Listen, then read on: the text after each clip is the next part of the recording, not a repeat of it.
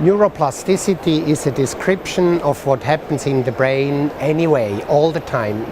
We consider the brain as the organ of learning, and the basis on the tissue level of learning is the formation of new synapses.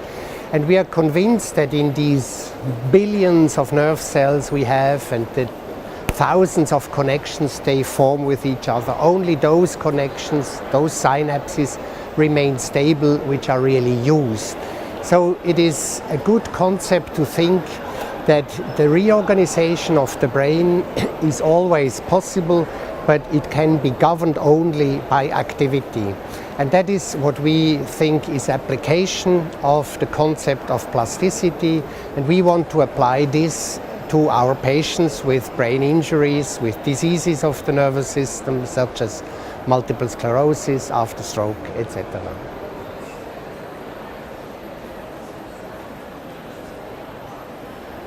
It is the same concept that in spite of a disease like multiple sclerosis, we are convinced that new synapses are formed all the time.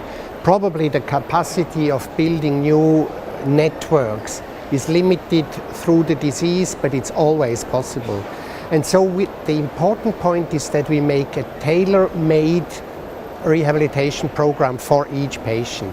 And this has to take into consideration his background, genetic background, family background, social surroundings, and then create a program, a learning program for that particular patient. So I don't think that rehabilitation can ever be consumed. You will never have just a compound or an infusion to get this new networking.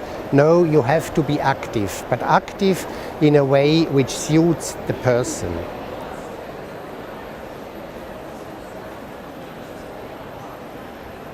Of course, it's the easiest to measure in the motor domain. For instance, if you train gait in people who have disturbances of gait, as occurs in multiple sclerosis, you can then measure how much improvement there was on walking, on the balance, on the distance, on the speed. And this is very important in daily life. If you think that people with damage to the central nervous system are slower in walking, then they probably have difficulties to cross the street, etc. We always have in mind that a better performance in daily life should become possible through rehabilitation. So rehabilitation is not something that happens only in a rehabilitation clinic, but it's an attitude which the patient and his or her surroundings have to take on and continuously train, as we do also.